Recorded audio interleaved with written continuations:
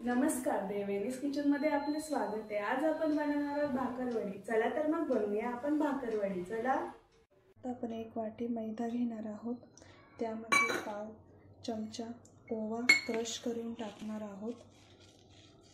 त्याच्याने छान सुगंध येतो आणि त्याच्यामध्ये कडकडीत 2 चमचे असं तेल टाकणार आहोत, तेलाचं मोहन, आणि छान असं घट्टसर गोळा आपण मळून घेणार आहोत। आता याच्यामध्ये चवीपुरतं थोडंसं मीठ घालणार आहोत। तेलाचं मोहन टाकलेलं आहे। आता आपण याचं छान असं पाणी टाकून तितकं पाणी टाकून घट्टसर असा गोळा बनवणार आहोत। एकदम घट्ट बनवायचा, सैल नाही गोळा बनवायचा। छान आपला घट्ट असं गोळा तयार आहे। आता आपण याला 10 मिनिटं रेस्ट देऊ आणि त्यानंतर 10 मिनिटं रेस्ट देऊ आणि आपण त्याच्यामधलं जे सारण आहे ते आपण आता तयार करून घेऊ। आता आपण सर्वात प्रथम आपण टाकणार आहोत 1 चमचा धने, ते आपण छान खमंग असे भाजून घेऊ। जसं खमंग स्मेल येते एवढंच।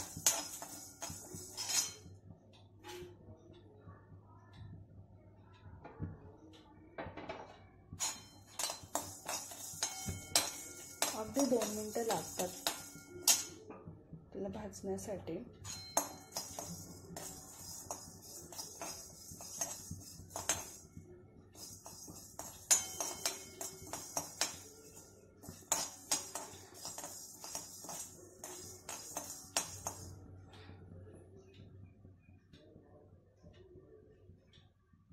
छान आरोमा येईल इतकं भाजायचं त्याला।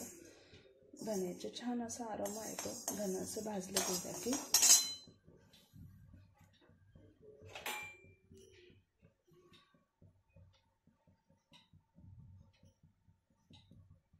त्यामध्ये आपण अर्धा चमचा बडीशोप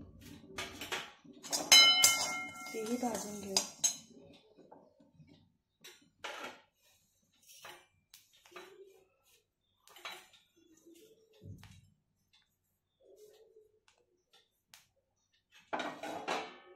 अर्धा चमचा जिरे तेही छान भाजून घेऊ। त्यामध्ये मी अर्धा चमचे खसखस आणि तीळ हेही आपण शेवटून भाजायचे, कारण ते लवकर भाजलं जातं। छान आरोमा येतोय।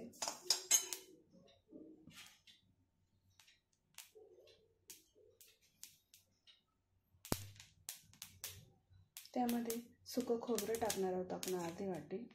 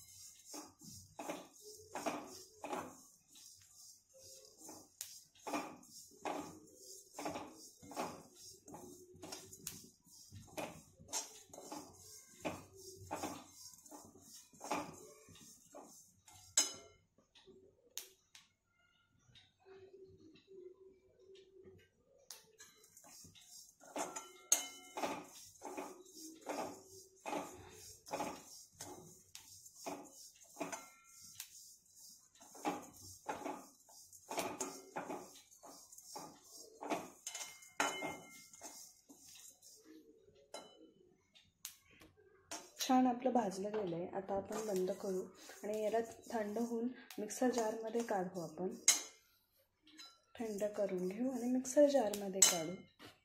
आता आपलं थंड झालं आहे। आता आपण याच्यामध्ये 1 चमचा लाल तिखट आणि अर्धा चमचा आपण टाकणार आहोत गरम मसाला, चवीपुरता मीठ आणि टाकणार आहोत आपण त्याच्यामध्ये अर्धा चमचा साखर।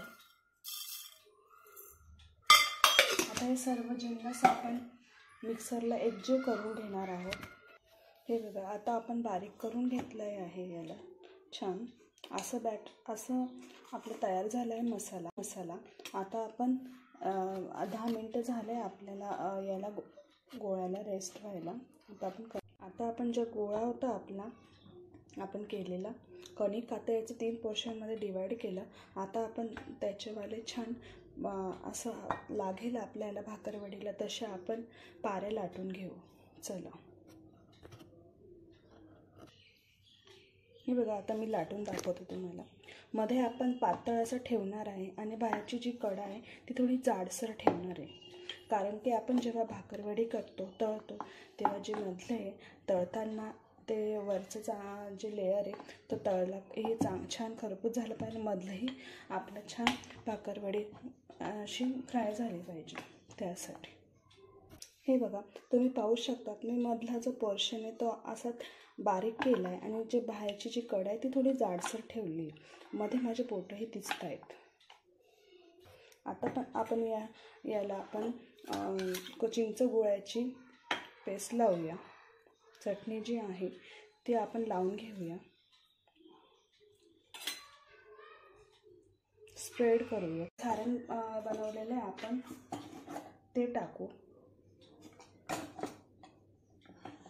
छान स्प्रेड करू. त्याच्यावर छान स्प्रेड करू.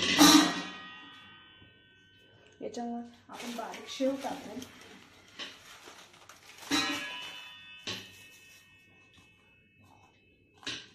थोडं लाटण्याने आपण फिरून घेऊया कारण तो शेव अशी बसायला पाहिजे. छान असं स्प्रेड करायचं.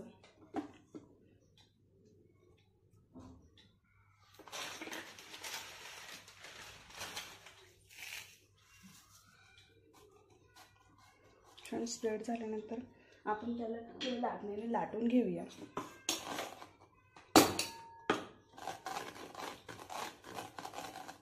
म्हणजे आपल्याला छान रोल तयार करता येईल.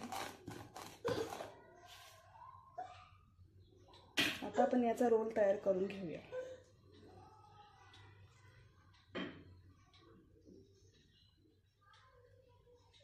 फिट रोल तयार करायचा, नाही तर ते भाकरवडी थोडीशी अशी सैल होऊन जाते. हे बघा आपण छान असं रोल करून घेतलाय. आता आपण याला कट करूया. 1-1 इंचावर कट करूया.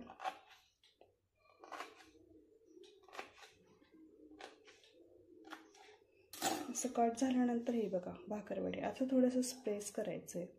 हे बघा अशा पद्धतीने आपण आता हे सर्व करून घेऊ आणि मग तळायला घेऊया. छान आपलं आपण आता सर्व करून घेऊया.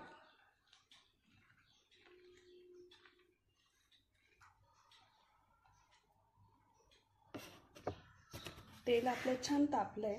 आता आपण त्याच्यामध्ये आपण भाकरवड्या आता तळून घेऊया. छान मीडियम फ्लेमवर तळायचे.